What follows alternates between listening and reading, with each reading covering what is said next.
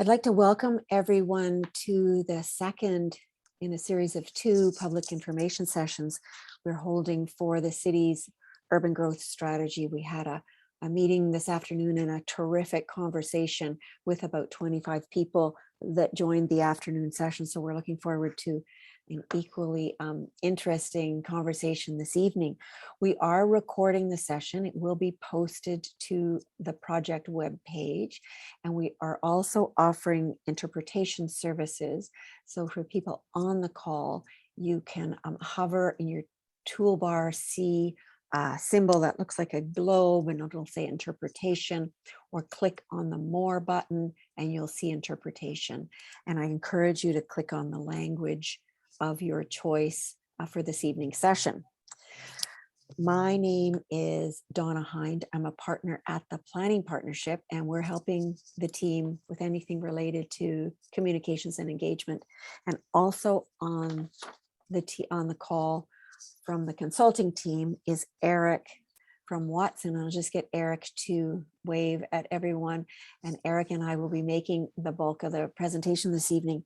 From the city's staff team, Bill Budd is here. He's the Director of Planning and Development. Just get Bill to give a little wave so people know where you are.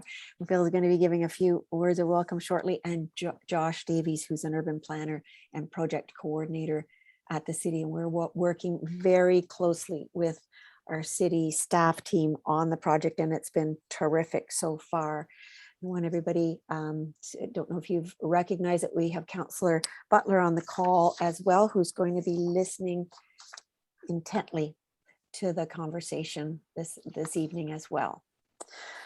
So we're recording. I encourage you to use the chat box if there are questions that you want to share in the chat box at the end of the presentation. It's probably about, I'm going to say 20 minutes. We have a lot of time protected in the allotment in the agenda tonight to hear what anybody has to share around a few questions that we've crafted at the end. So if I can remind everybody to just keep an eye on your mic and mute it so we don't hear too much background.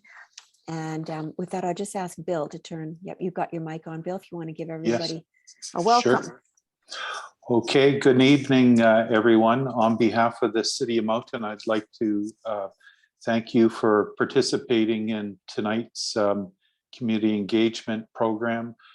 Your participation is key to this important city building initiative. We'll be using your feedback to help create the direction for the future urban growth strategy, which will also lay the important groundwork for our next municipal plan review. And I would just encourage everyone to, give all your ideas, participate in the discussions throughout this engagement session tonight. So thank you. Thanks, Bill. So I'm going to get us started. I'm going to start with the first few slides just to set the context of what the meeting is all about. We're going to introduce the strategy. We will set the context by highlighting some of the city's growth trends and the foundation that's laid in the city's municipal plan, describe the urban structure that's in that plan, and then have lots of time for questions and conversation. Why the city is doing the urban growth strategy is because Moncton is experiencing a lot of growth. It's now the largest and fastest growing municipality of the entire province. So the growth strategy will set some clear direction on where and how the city plans for providing more places to live, more places to work in Moncton over the next 25 years. We're going to talk over the course of the next hour and a half about where growth can occur. And so as you're seeing these slides, I want you to think in your mind, go over your mental map of Moncton and think about intensifying downtown or building new neighborhoods in currently undeveloped areas within the urban boundary by infilling some of the existing neighborhoods with other forms of housing, by intensifying development in smaller centers and along corridors that already have existing shops and businesses. The purpose of the growth strategy is, like I mentioned, to figure out where and how the city plans for new places to live and work over the next 25 years. It's also going to assess growth and development scenarios, various scenarios, and understand the cost of those various situations. That work is not being reported out tonight. That's the content of the next round of engagement. We are going to work very hard to understand the short and the long-term benefits and liabilities of various growth scenarios. We're going to use the work that we're doing to form the foundation of the next review of the city's municipal plan that occurs next year. And then the results of the urban growth strategy will be used to update and align it with other key strategic documents in the city. So just what those other key strategic documents are, this is the city's municipal plan. Imagine it as the top of the umbrella, and everything else is nested under the top of the umbrella. So here's the work that we're doing on the urban growth strategy. The municipal plan also has a number of secondary plans that provide more detailed planning direction on places like downtown, various neighborhoods like the Vision Land, Sunny Brae, Humphreys Brook. There's also a strategic plan that the city has done. So these documents are all the strategic plans and strategies. They have legislative tools to help implement them.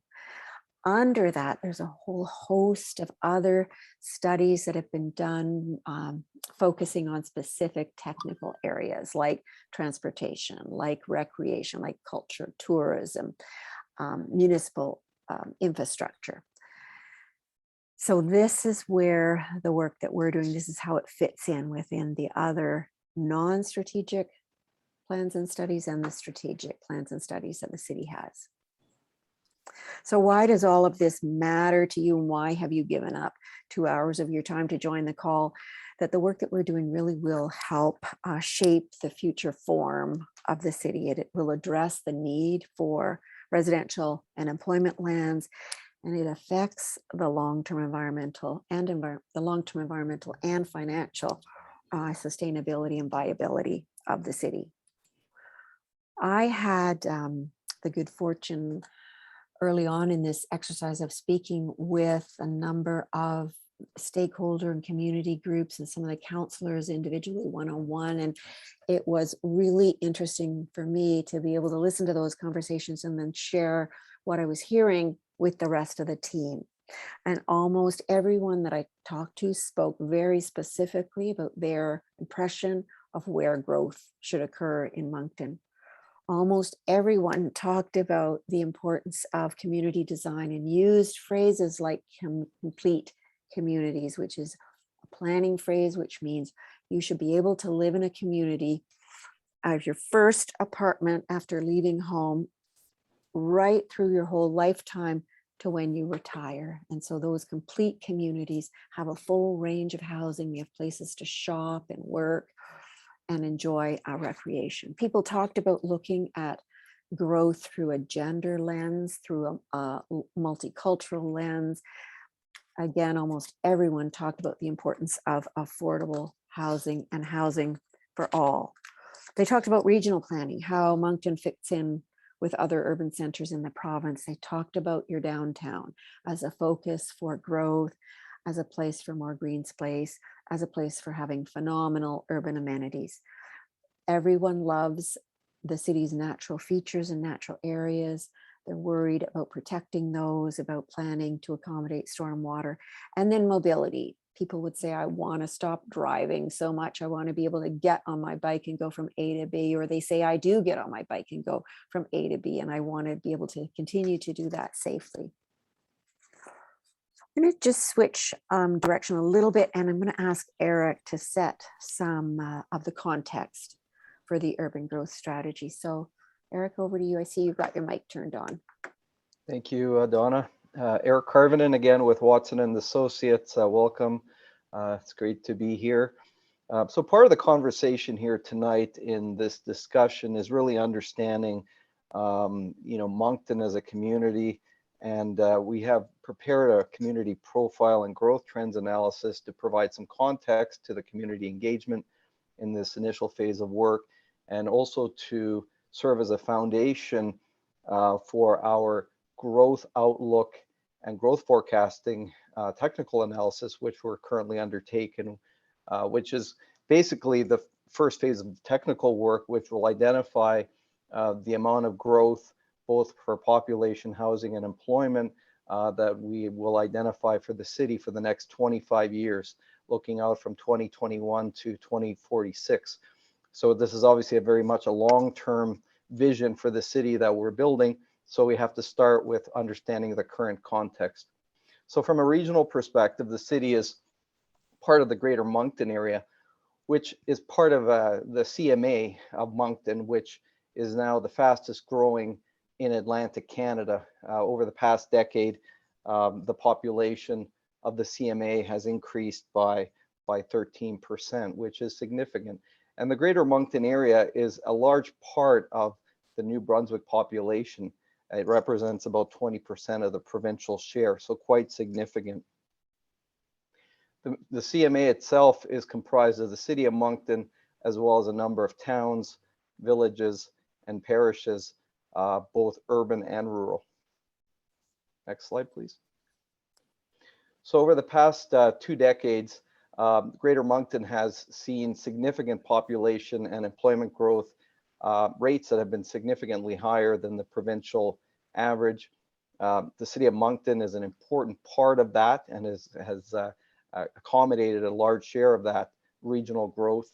It currently accounts for about 50% of the Greater Moncton population base. The City of Moncton is about 80,000 people. The Greater Moncton region is about 160,000. The City of Moncton is also has a significant concentration of the region's employment base, accounting for about 2/3 of the total.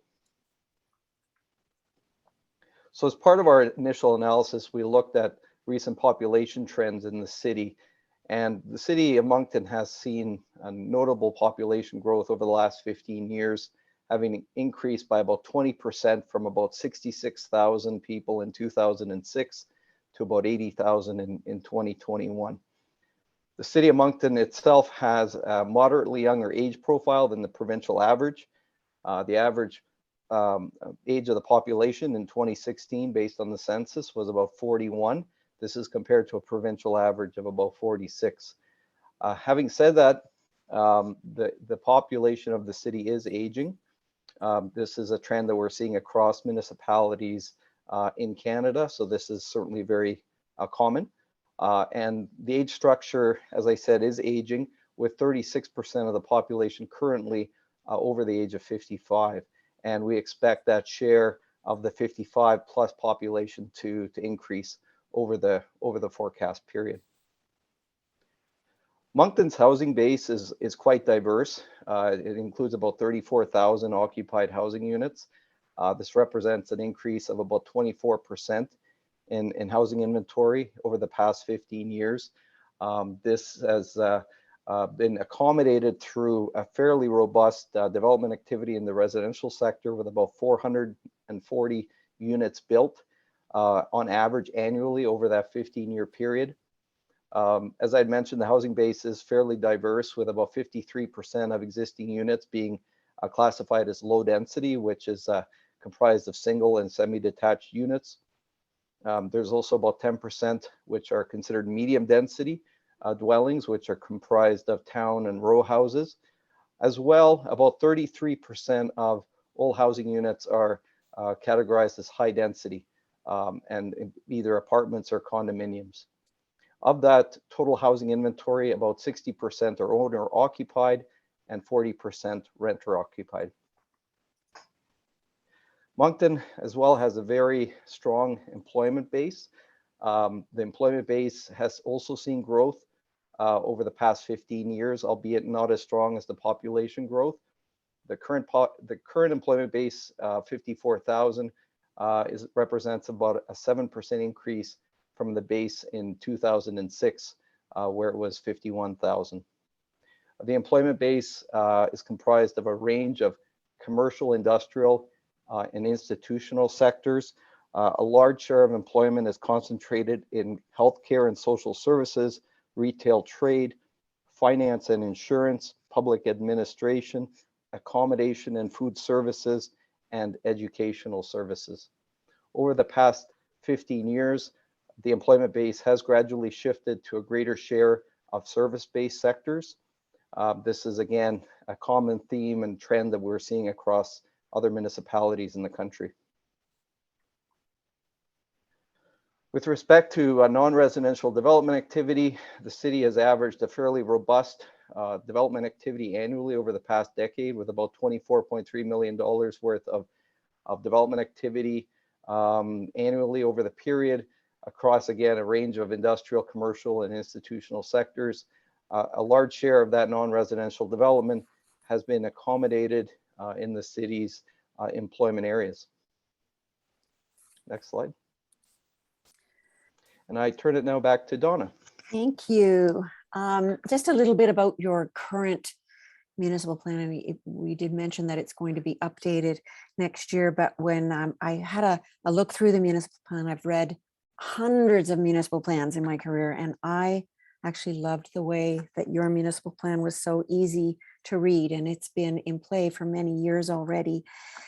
It has at the very core of the plan 9 principles that are laid out for the city's vision and the priorities. And I thought, what a fantastic foundation for the work that we're doing. And many of the things I heard people talk to me about in my conversations early on are already recognized as being foundational for the work that's going on in the City of Moncton.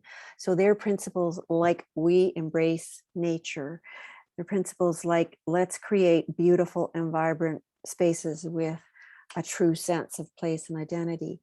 It's principles like celebrating history, making the city walkable and much easier to get around by bus. So I was really happy to see that as the foundation for the work that the team is doing on the urban growth strategy. And then I went further into the municipal plan and got to the chapter on shaping and sustaining our city. And that's a chapter that helps the city guide land use and growth and change across the entire city. And within this chapter, there are also a number of parts to the strategy of shaping and sustaining our city. And those parts are also just the perfect foundation for looking at growth and figuring out how to manage growth. So they talk about the importance of protecting the natural environment and sustaining natural resources. They talk about making the link between land use and transportation in order to support transportation. They talk about creating mixed use centers and corridors, talks about preserving the rural character, about growing within an urban boundary. So again, when we went through the plan, we saw layer after layer of elements that form the perfect foundation for what we're doing, and information that we think the city needs to be aware that you have such a great framework for planning in the city already. I'm going to switch and talk specifically about the urban structure now. I'm going to ask Eric to talk about the city. So you'll see the map. Here's the city, the boundaries of the municipal boundary. And there's 2 important lines, the black line, which is the municipal boundary, and the red line, which is the urban boundary. And I'm going to get Eric to walk everybody through exactly what that means. Okay, thank you, Donna. So this is an important conversation. I had mentioned the discussion about looking at growth and understanding how much growth the city is expected to experience over the next 25 years. And then the next question that we will need to address is how and where is that growth going to be accommodated within the city? And that's very challenging to answer without first understanding what opportunities you have to accommodate future development. So the corporate municipal limits of the city are, as Donna mentioned, identified here within the black boundary. It encompasses a land base of about 14,200 hectares, or about 35,000 acres, which is a fairly significant land area. And within that, about 55% is located within the urban boundary, which which on the next slide, we provide a little bit more context to that discussion. You want this one? Yes, Okay. thank you. So the majority of the city's existing population and employment base is located within the urban area, within the area identified in the yellow polygon. And that basically represents, the serviced and serviceable lands within the city, and ultimately is the focus for accommodating the vast majority of growth that we anticipate over the next 25 years. The area in gray is the rural area. Obviously, that has a very distinct and unique character, and largely will not be developed over that time period for obvious reasons. And the urban boundary depicted in red is basically identifies the dividing line between the urban versus the rural area. There's a little bit more of a definition here with respect to what the urban boundary represents, which I just spoke to. One important part of understanding the urban boundary in the urban area identified in yellow is that is the location of where the existing infrastructure and services are located. And so it's important for the continued development expansion within of growth and development within that boundary area identified in red over the next 25 years.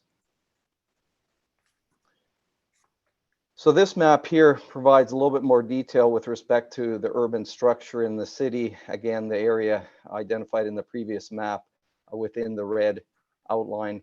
The urban structure of the city is quite broad in terms of the number of neighborhoods and geographic areas of interest within the city. Obviously, a focal point of that is the downtown area, which is the urban core of the city with a sizable concentration of employment and other amenities and services within the city. We also have a range of neighborhoods highlighted in the yellow, which are representative of the more mature and stable neighborhoods, as well as the mixed-use centers and corridors identified in orange, which are largely focused along major arterial roadways in the city, and again are intended to be a focus of intensification potential, sort of building on what Donna spoke to earlier in the presentation. So part of what we need to do in this exercise is really understand those opportunities to accommodate growth and development within these specific locations. So, and having spoken considerably about population and housing and accommodating growth in those locations, it's equally important in a study of this nature to consider employment and the ability to accommodate employment growth, particularly more export-based sectors. And this is where employment lands or industrial lands become quite important to that conversation in accommodating future development in that regard. The City of Moncton has a number of key employment areas, which are depicted here in the purple. This includes the Caledonia Industrial Park, the Moncton East Business Park, as well as the Moncton West Business Park, located in the southwest part of the city. And both of those geographic areas contain opportunities for continued growth and development, particularly focused on industrial employment uses. So this map, again, provides a little bit more detail and context to the supply opportunities and the opportunities to accommodate both population and housing growth in the city over the next 25 years. One of the key tasks we have as we work through the fall in this initial phase of work is to identify those opportunities in a more quantitative manner.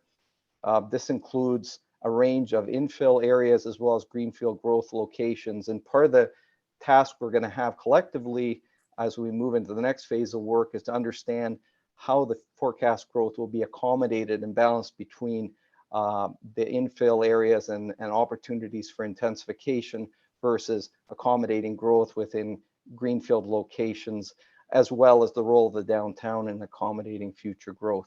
And again, that will be all explored through various growth scenarios that we will be presenting in the next phase of community consultation. So with respect to infill areas, which are really areas that are considered highly attractive in terms of marketability and opportunity for larger scale intensification. There's 4 areas identified with the letters A, B, C, and D. These are Wheeler Boulevard, Carson Drive, the Vaughan Harvey Boulevard area, as well as the Ivan Rand Drive location. So again, we will be looking at these in more detail with respect to the intensification opportunities that are offered in these locations. With respect to greenfield locations, these are largely vacant lands that offer opportunities for larger scale development. And this includes the north end, which is marked in as number 1, number 2, which is division lands, which are in the center part of the city, south of the Trans-Canada Highway. Then moving a little bit further north is the Royal Oaks area. And then finally the east end, which is again the eastern part of the city, labeled as number 4. There are obviously other greenfield areas as well that are identified within the green polygons in the map, but those 4 are key areas with respect to supply opportunities. Next slide, please. Okay. And now I'll turn it back to Donna. Thanks, Eric. So now we've got a whole whack of time left aside to make sure we have time set aside for a conversation with whoever wants to share some ideas. And so the first question that we wanted to drill into was where people thought growth could be accommodated. And you just saw the map that Eric showed, which was this map that gave a whole variety of locations, downtown, existing neighborhoods, infill areas in the letters, and then the numbers of the greenfield areas. And we wanted to know from the people on the call what your impressions were about where growth should occur and any ideas about the right balance. And I see I have a question in the chat box. What percentage of Moncton residents work within the boundaries of the city? Eric, is that a stat that you compiled in the early work that you did? We do have that data pulled. I don't believe we've actually reported out on it yet. Okay. That's something that will be forthcoming in our next deliverable. It is safe to say that it is a relatively high percentage, meaning that the city itself has a very high concentration of employment relative to the broader Moncton region. And as such, it is a fairly important location for employment opportunities, and hence does offer for a fairly high live-work sort of a ratio with respect to residents working in the city. That information will be provided in more granular detail. Okay. Just while people are getting their thoughts organized on responding to that question, I'd love to know generally where the 21 people that are on the call live. And so we have it organized by wards. I do have a map of the wards if people are confused about which ward, but let's try and see if we can do it without the ward map. So it's ward 1, 2, 3, or 4, or if you don't live in Moncton, you can also identify that. So maybe we'll just see if I can get a few more people answering this just generally.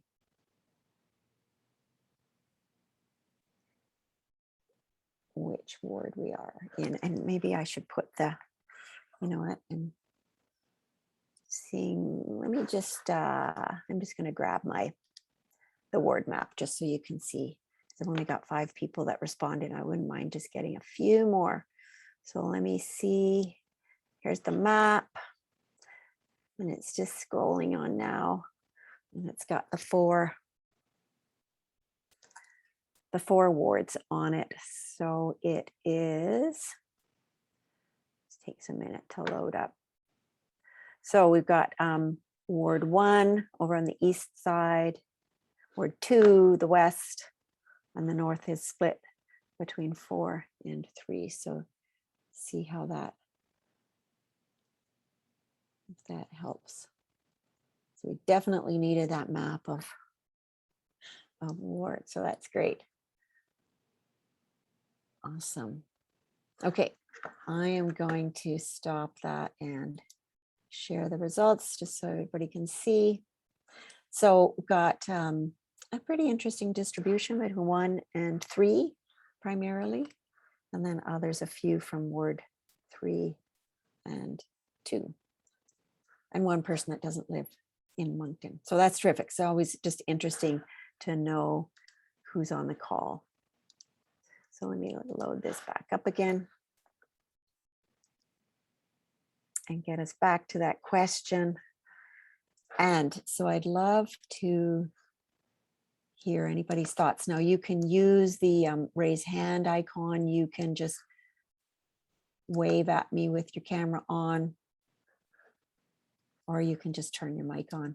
We've got a relatively small group, so I'm happy to take anybody's comments.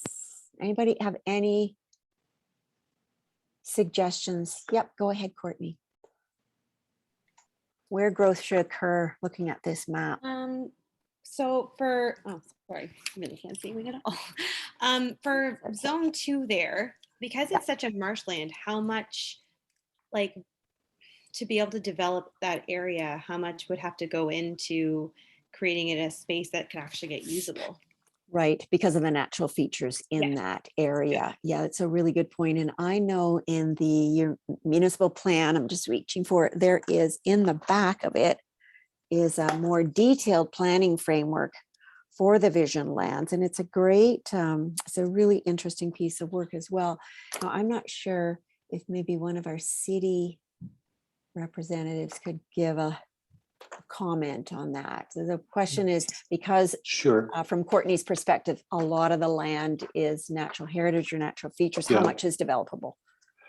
Yeah, so I'd encourage everyone to go on there's a website called Let's Chat Mountain, and I believe there is information on the vision lands. And it's a secondary municipal plan under the municipal plan. And what's interesting, if you see where the B and the 2 are on the map, you see Wheeler Boulevard is like a bypass roadway. And you can sort of see Halls Creek running along parallel to that. And if you were to look at the city's municipal plan map and zoning bylaw, these areas are wetlands and they're protected as conservation areas. So all these wetlands and sensitive areas are actually zoned and protected, and you really can't develop within them. Similarly, you'll see the north branch of Halls Creek running north and south. And there's environmental corridors, conservation zoning in there. But then outside of that, if you're looking at the east side near McLaughlin, there's neighborhood areas developing, the new Francophone school under construction, Odyssey, Masquerade, and just some interesting neighborhoods developing there off Leopold Bellevue. And then similarly on the Mapleton Road side, there's sort of a economic corridor developing. And but there are neighborhood areas, there's residential zones, and the city's going to be reviewing as part of in the near future, reviewing and updating this plan. So, but we're very interested to hear what everyone thinks. So, thanks. Thanks, Bill. So Courtney, it sounds like within the framework, the planning framework that they've got in place now in the municipal plan, there are some developable areas carved out within the framework of protecting natural areas. Do you think it makes sense as a location for I think growth? it's a great location. I think it adds Okay. to the group of schools feeding into Moncton High. Like, I think it's developing the city in that area where and pulling it away from where it's already having a lot of development. Like North End is already having a lot of development and McLaughlin is not yet. But it's close to the highway, so that gives people a lot of easy access for getting to different work Okay. environments and close to where all the retail development is obviously probably going to be happening in the future. Right? Okay. Okay. Great. Any other observations with respect to other areas for growth? What are your thoughts on growth at downtown or some of the brown infill areas? I was just going to add that, looking at the, the areas not with the letters and numbers, Yep. there's a lot of developable land still within these, somewhat developed areas. I know in the downtown, we have so many vacant lots, even with all the development going on. I wouldn't want to ignore the opportunity to intensify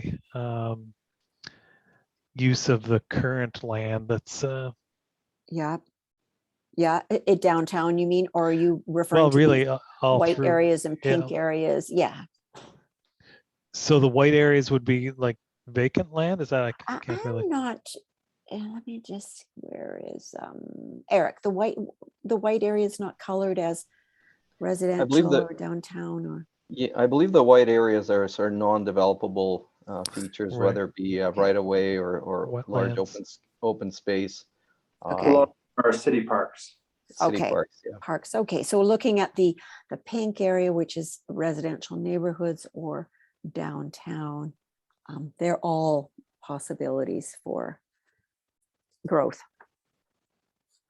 Yeah, I see a lot of opportunities just to intensify development in those areas. Okay. Okay. And as part Thank of our inventory work and understanding opportunities to accommodate future development, we are doing a canvassing of all vacant lands, including infill sites in the downtown and other mature neighborhoods, to really understand those opportunities beyond just the greenfield growth areas identified on the map. Okay. Great. Thank you. Thanks, Mark. Rex, you had your hand up. I did. And this is more a question, maybe lack of understanding from my perspective. But what is the city's perspective on growing, higher or vertically rather than just expanding horizontally? Yeah. Because as cities grow and around the world, I know there are issues with it. However, is that not something that's on the table anymore? Yeah, I think it absolutely is the form of development. Eric, do you want to weigh in on that? And just an additional thought around, capitalizing on already developed land. Yeah. And I'm thinking more specifically, it's the St. George Road area, St. George Street. I think there's a lot more that can be done there, that whole West End with existing services. Okay. Okay, you raise a couple of really good points. The first one is, Eric, are we looking at different types of built form, not necessarily only single detached ground contact housing? So maybe weigh in a little bit on that. And then Rexy's other point about capitalizing on the amenities and services that are already in developed areas. So maybe you can just share a couple thoughts on that. Sure. Yeah, no, definitely. I mean, part of this initial phase of work and understanding the growth outlook will be to identify the demand for housing and the growth for housing by type. And we know that it's going to be sort of a range of housing typologies, including higher density dwellings, certainly not just ground-oriented housing. We can see that in the historical development activity over the past 10 to 15 years, that there's already a growing share of higher density units being accommodated in the city. We anticipate that to be a continued trend into the future. And there's, of course, a range of economic and demographic factors that are driving this shift to higher density housing. And so clearly there'll be opportunities to accommodate that, largely in intensification in downtown locations and more urban areas with, and in proximity to amenities and services.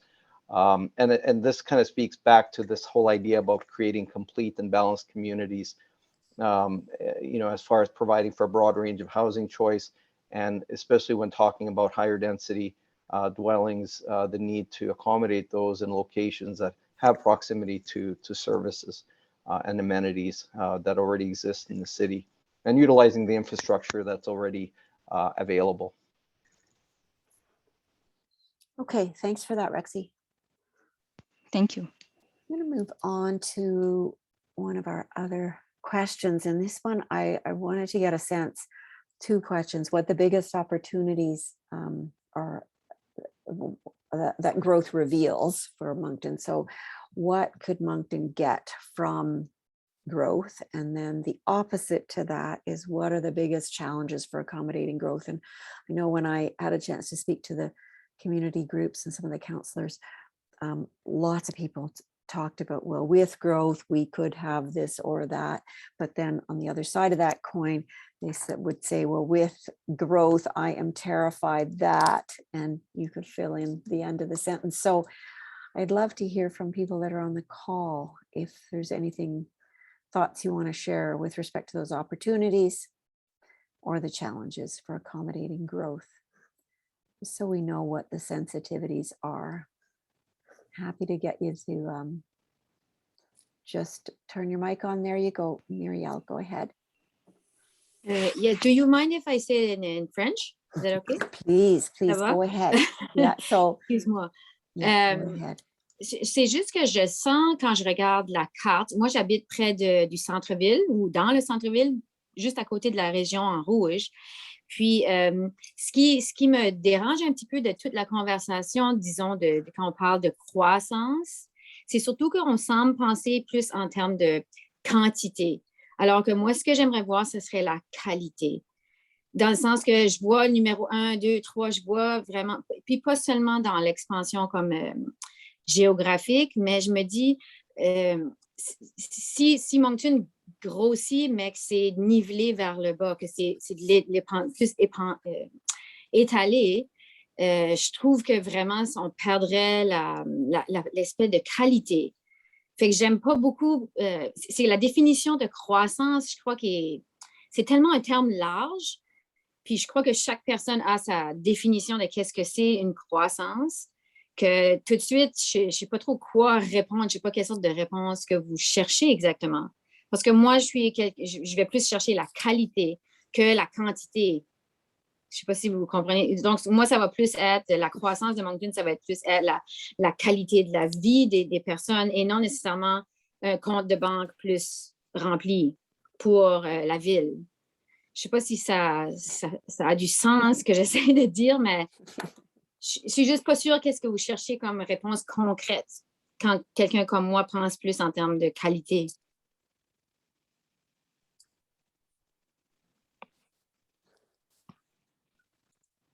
Okay, this was my first time of experiencing the interpretation services, and oh wow, I am always so happy when I learn something new.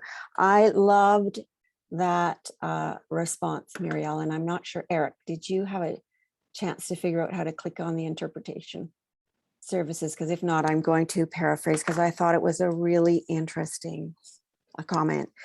And Muriel was saying she doesn't know how to answer the question because she doesn't know what we're asking. And if I can paraphrase what I heard, that she doesn't want to necessarily be preoccupied with the quantity of growth. She wants to make sure that we're focusing on the quality of the growth, and that she's worried that if we just grow out geographically, we keep growing, we're going to lose the quality that everybody loves so much about living in Moncton. And that for her, a growth in numbers isn't necessarily, it's not as important as the quality. And so bigger isn't better.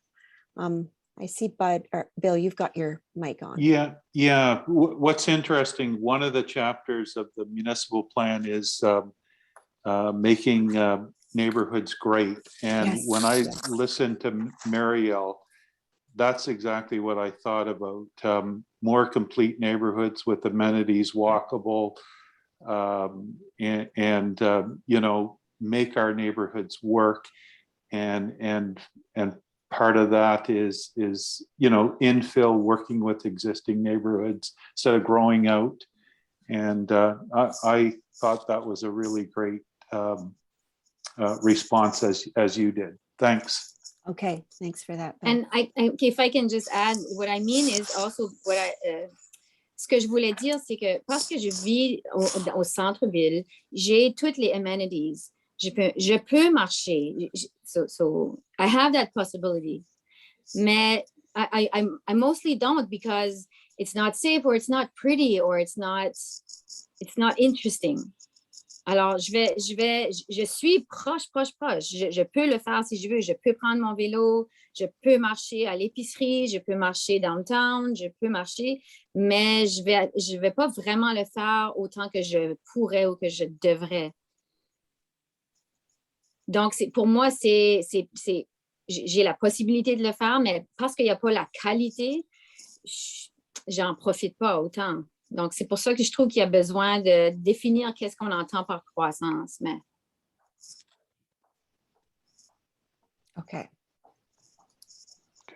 Okay, that is great. Bill, did you want to? Okay. I like the idea of defining what we mean by development. Yeah. And I think, the 15-minute concept of neighborhoods. Where you can walk and get all your kind of needs met. It's interesting, anyway, those are some of the takeaways I see here. So okay. Thanks. Councillor, you've got your hand up, and then I see Rexy, you've got your hand up as well. Go ahead, Councillor. Well, thank you so much.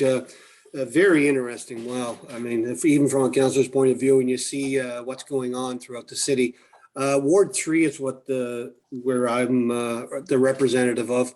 And one of the things that we find that I get door to door is that people want to get back to neighborhoods. They don't want to drive all the way downtown for entertainment. They don't want to drive all the way to the West End for the skating rinks. They want to play hockey. So everything, there's more of where I am. It's especially from Wheeler Boulevard west to our city limits. There's a lot of single family homes.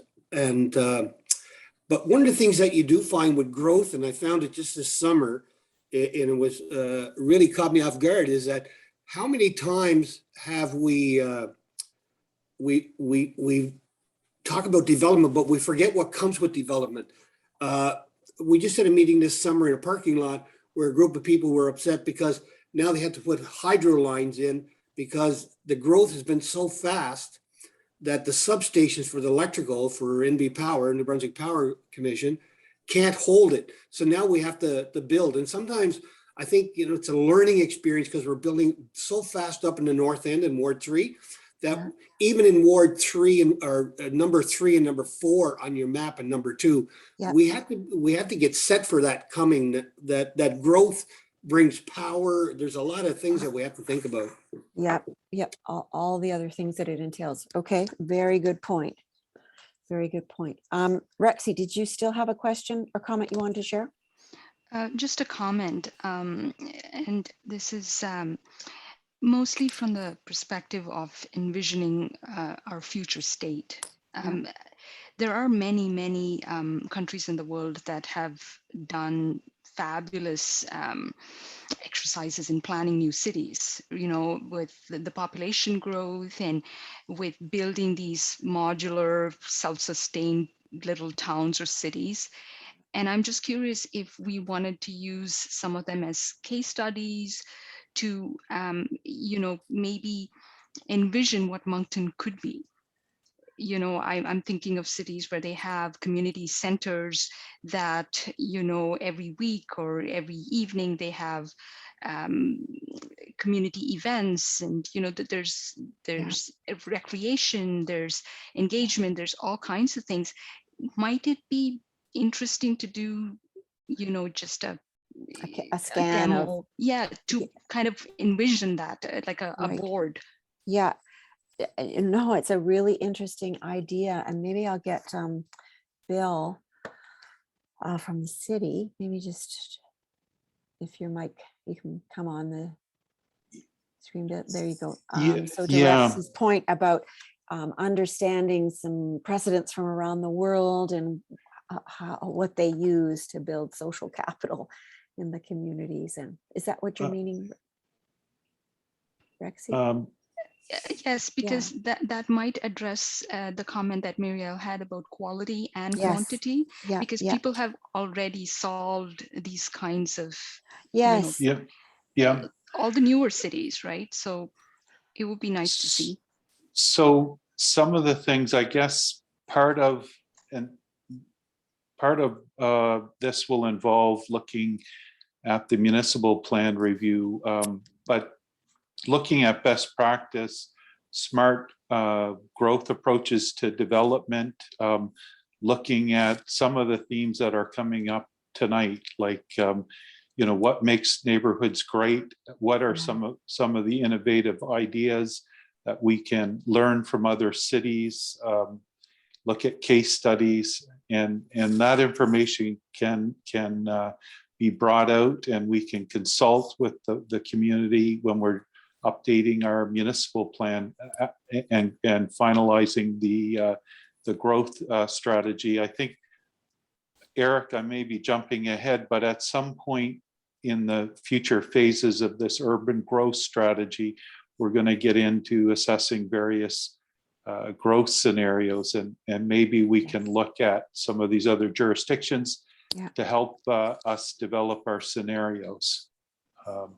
Maybe Eric, you can jump in here for a second.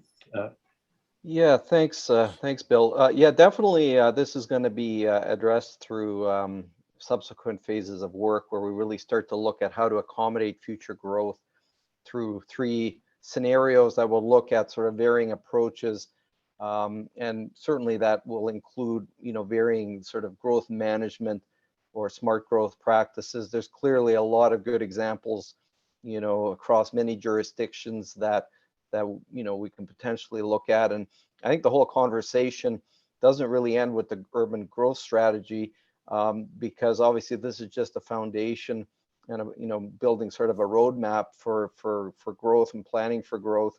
And through the municipal plan, there'll be an opportunity to implement that through policies and that type of thing, which can have regard for a lot of the growth management practices.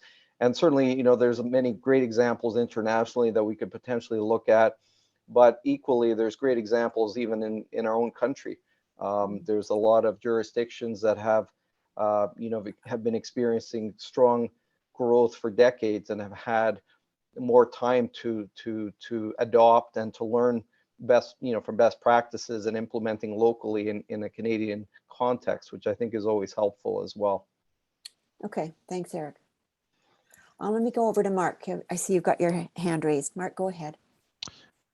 Well, I mean, I'm just going to say, like, we're talking about the biggest challenges for accommodating growth. I think we're already seeing, our inability to absorb the sort of social concerns and homelessness and that sort of thing with even the relatively modest growth that we've already had. Like, seems like it's completely overwhelmed the city's infrastructure for helping people. And I think it's a good point. You were at the point where I think a lot of people are going to link the two. They're going to say, like, if this is what it means for our city to grow, I don't want it to happen. So we need to put without solving that, what's the point of the city becoming bigger if people feel uncomfortable to enjoy their city? So I just think that we need to kind of figure out how you look at solving that to make it so that you can grow without having a lot of people left behind and hurt. And I know that's an issue that especially every urban center has grappled with during the pandemic, that has made it much, much, much worse. I'm not sure, Eric, if that's something you can weigh in on within the context of the urban growth strategy, or if that's better for Bill to I can jump in. Okay, there you go, Bill. Yeah, it's a big issue. I think we're seeing unprecedented growth right now in the city with high density development, and a lot of companies are coming in and buying up apartments, and we all hear about people that are getting displaced. And so the government is undertaking a major local governance reform. One of the themes that they're looking at is affordable housing. And I think they're going to be proposing changes to legislation to deal with things like inclusionary zoning to try to provide affordable housing. And so that's something I think, municipalities across New Brunswick are going to start to look at. I know in our own area, I think it's not just an issue for Moncton. I think it also affects Riverview and Dieppe, and but I think we're going to all have to look at this and how do we address this issue? And I don't have all the answers. The city's really working hard, through social inclusion, and they've set up a housing authority, and it's complicated. There's community issues, mental health and addictions issues, but it's all connected. And somehow I'd like to see part of our growth strategy, identify this as an issue that we do need to address. And so Yeah, that is very interesting. so, I haven't heard that in the conversations that I've had yet, but it's a very poignant point that people will say, why I don't want more growth if that's what it's revealing to me right now. Over the past 16 months or 2 years, I've seen unprecedented homelessness in the city. So that's interesting. So to your point, Bill, to identify it as an issue in the growth strategy. absolute. Yeah. Anybody else? Opportunities, challenges? I have a comment in the chat box, and maybe I will ask Josh just to translate that for me. Yeah, just give me 1 second and I'll have a look. Or just even roughly.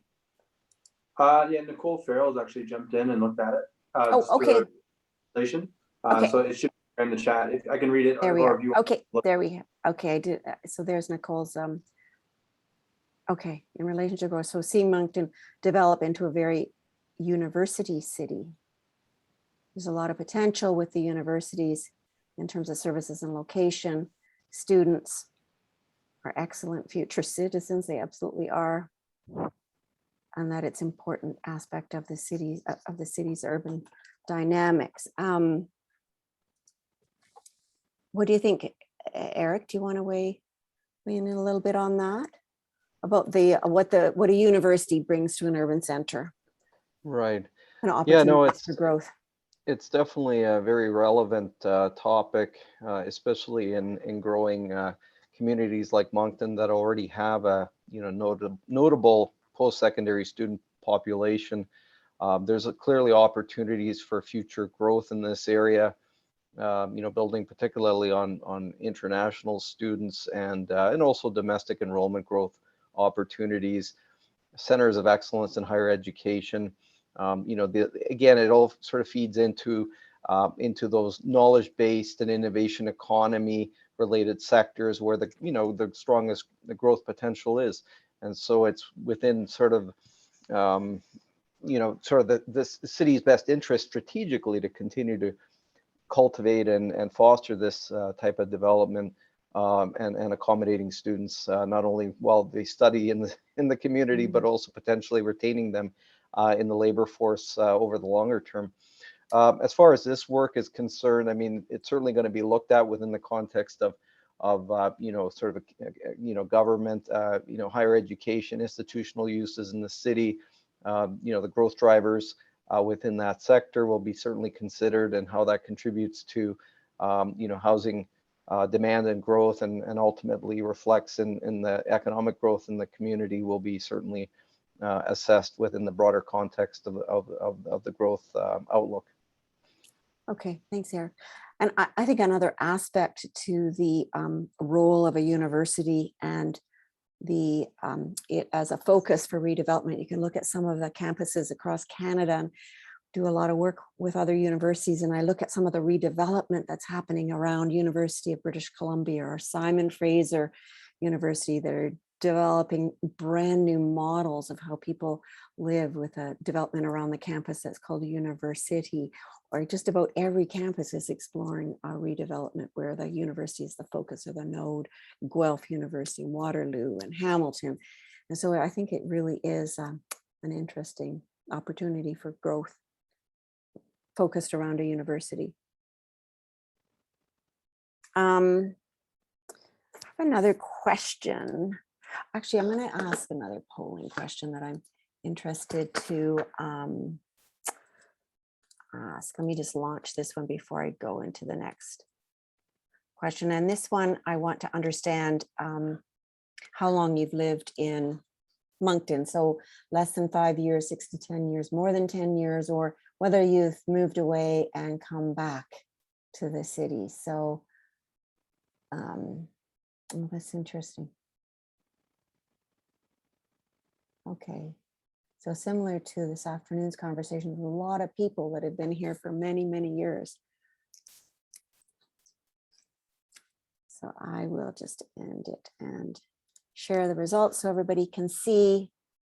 So lots of people, more than 10 years. And I actually added that last part of the question from the afternoon session where somebody said, well, what if you lived here, moved away, and then come back? So it's interesting to see the response on that.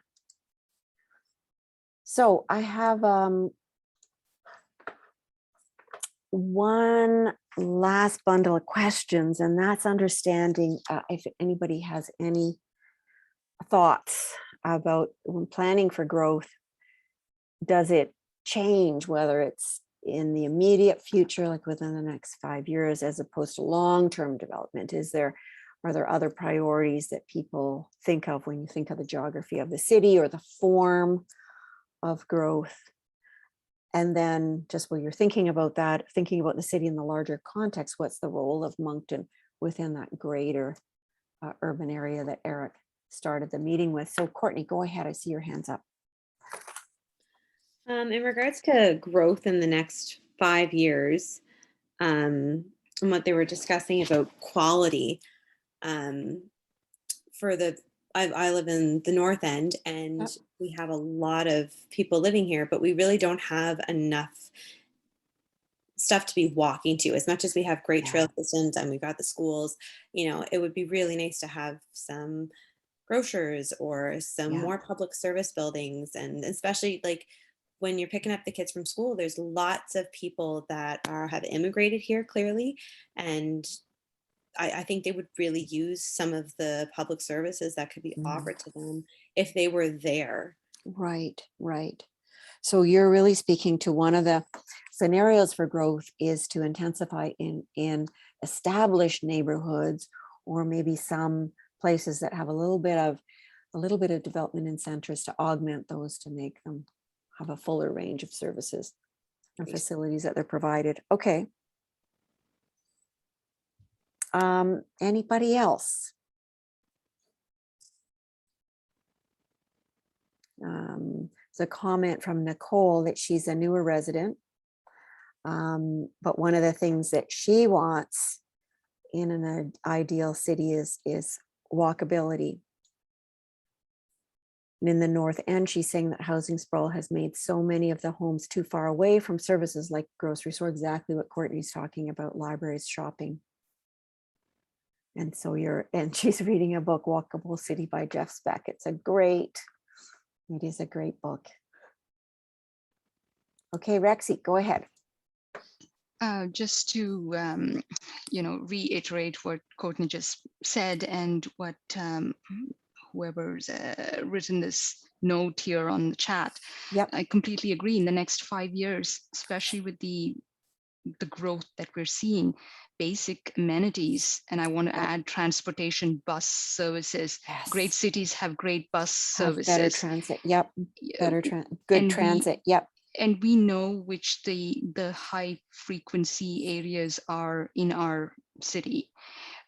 We know that for people to get to a hospital, it takes them 2 or 3 buses, even if you live downtown, which in no other city I would think is, I don't know. I think there are some basic things that need to be put in place in the short term, and in the long term, we need to look at more quality centric amenities. If the objective is to make the north end its own little city and the west end its own little city, we need to surround these little communities with all these other amenities. So I completely agree with those comments. Okay, thank you for that, Roxy. Michelle, go ahead. Hello, well, thank you for the public hearing and the presentation. It's been great. I just have a few items that I'd like to raise. I guess in terms of the land that we're looking at to be developed, I think there's a big value for the city to really understand, even though it's private land in some cases, but really understand all the challenges of each parcel, even before we go ahead and start doing some planning.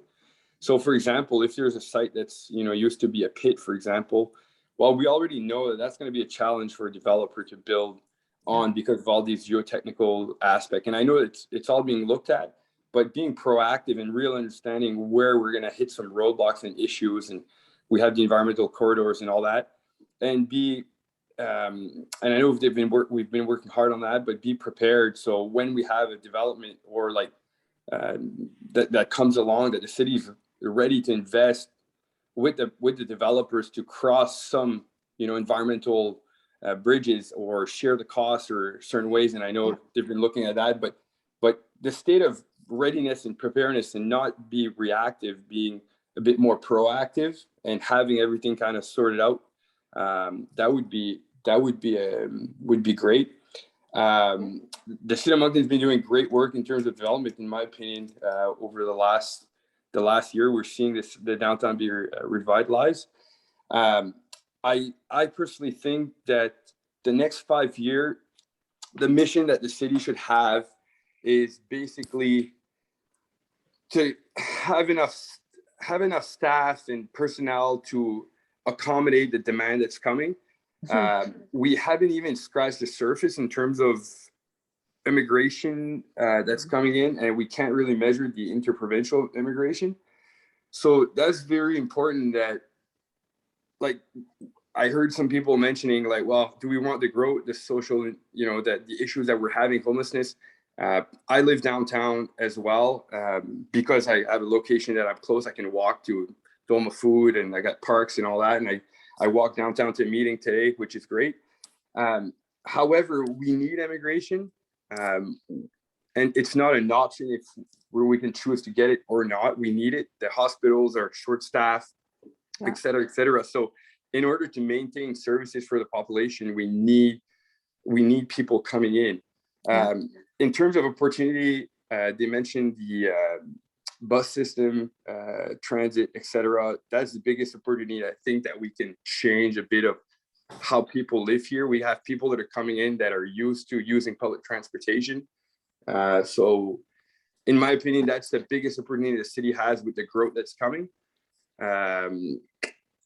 So that would be a bit of where I'm at. What I would like to just mention, and when we talked about having nice, some quality, I selected a neighborhood to live in where I would have a quality of life in terms of I can walk places, I can do my grocery, go get craft beer, etc. And I'm close to parks and school for the kids, close to the highway. And I had to come in a section of town where it's the homes are, it's an older neighborhood. All the other neighborhoods that I'm looking at, for example, North End, the West End would be one that would have been attractive as well, but like East End, etc. We kind of missed the boat on that end. I don't know why, but like I would personally have a really hard time moving those neighborhoods for those reasons. So in terms of opportunity that people would want to have like an energy efficient home, well, and have access to that kind of quality of life you're looking for, well, you really can't really have it because you need to move downtown, buy an older home, fix it up to have that quality of life. So that would be one aspect that I see that obviously like North End, like something needs to be done. And I think hopefully private sector will, will take care of that eventually. But however, there's some development that, it's been done and that's kind of how it is in terms of walkability. And I guess just to kind of close off here, in terms of the map that you're showing out on the map, the infill areas, what does that mean exactly? I will get Eric.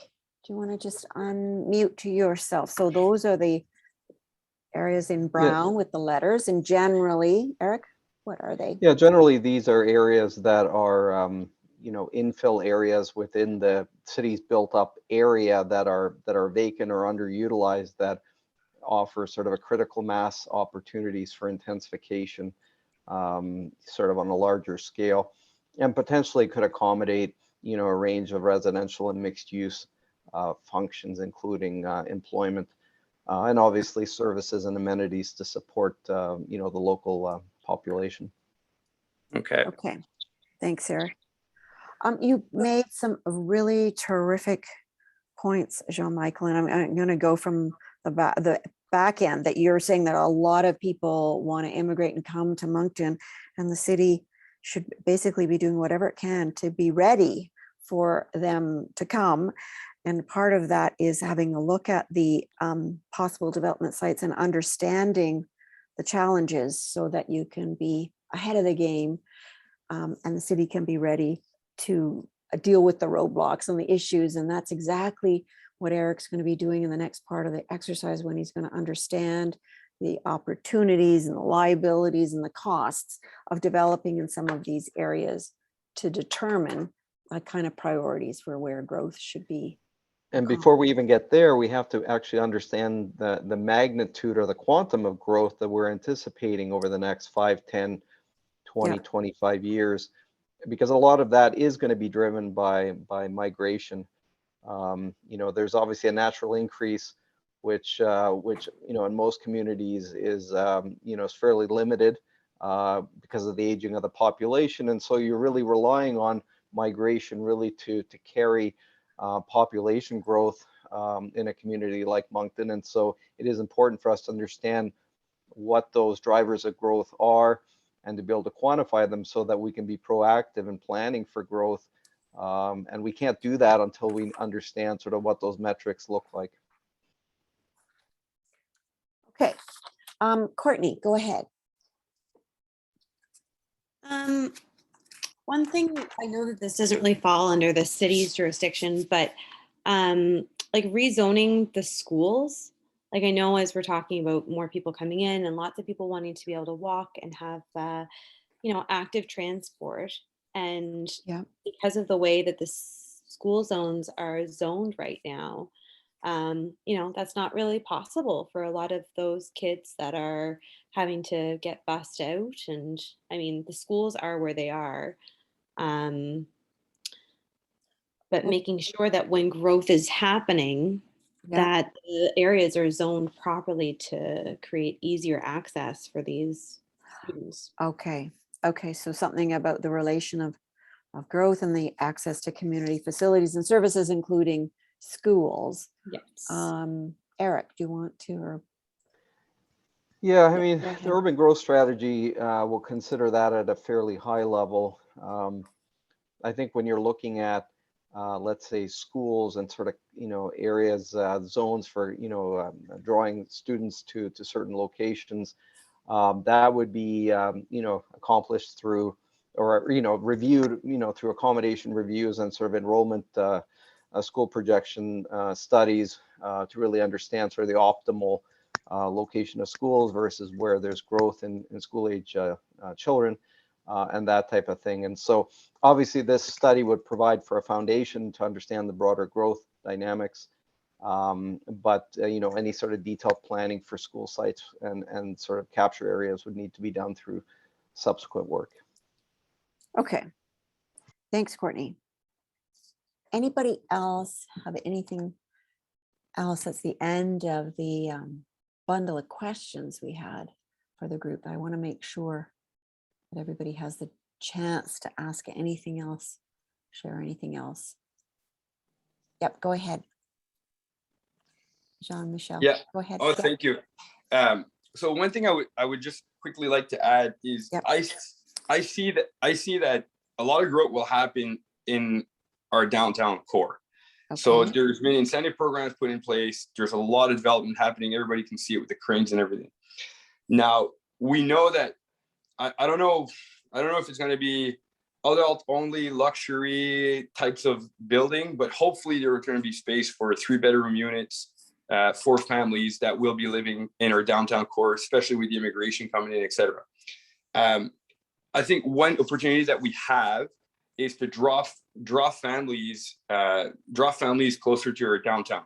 Okay.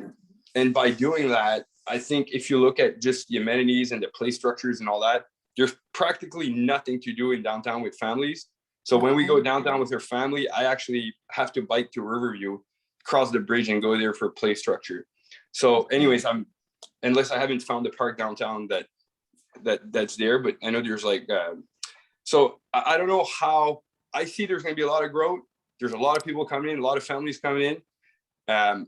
We know that the wetland regulation laws are very tight. It's going to be very hard to navigate on the green space that are left to be developed, if it's going to be developed. So I think we're going to see a growth that's going to happen where we're going to go up in height.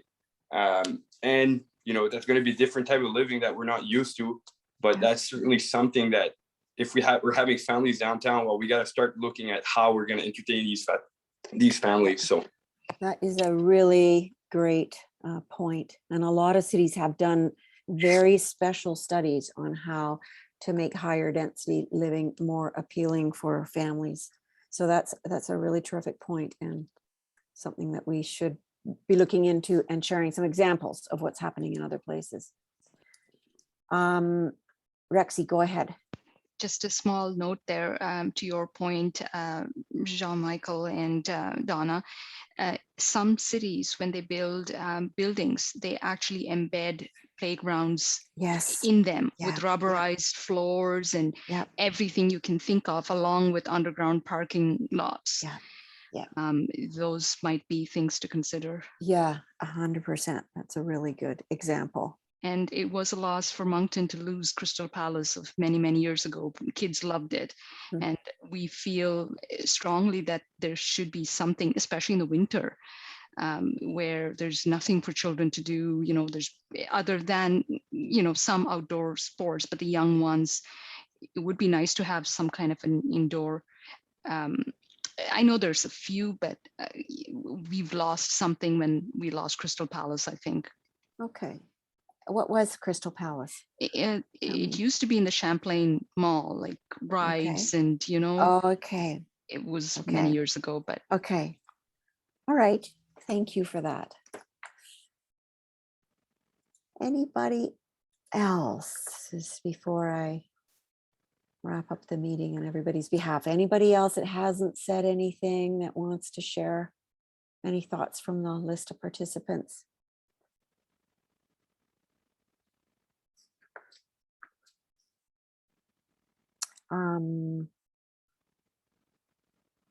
Okay, let's see. Anything else? Last call. So I do really want to thank everybody for giving up a couple of hours tonight to join the conversation. It's been a really interesting conversation again and again. I have a bunch of page of notes, as I know colleagues from the city do as well. It's been a different conversation from this afternoon, which is why I always love having multiple sessions. Bill, do you want to say anything in closing before I wrap up the meeting on everyone's behalf and end the recording? Yes, like to thank everyone for your feedback. Lots of great ideas. And I would just let everyone know, if you want to follow where we're going with this, it's Let's Chat Moncton. We will be, as the information evolves and as we develop into the next phases, and you want to participate in future phases of this whole strategy, just stay in touch with Let's Chat Moncton. And I think our planning staff, if you've registered for this and we got your contact information, we'll probably even communicate regular updates to those that we've heard from. So thank you. Okay, thanks, Bill. So thanks, everyone. Stay in touch and we will have another conversation in the next round of engagement. Thanks so much. Thank you, everyone.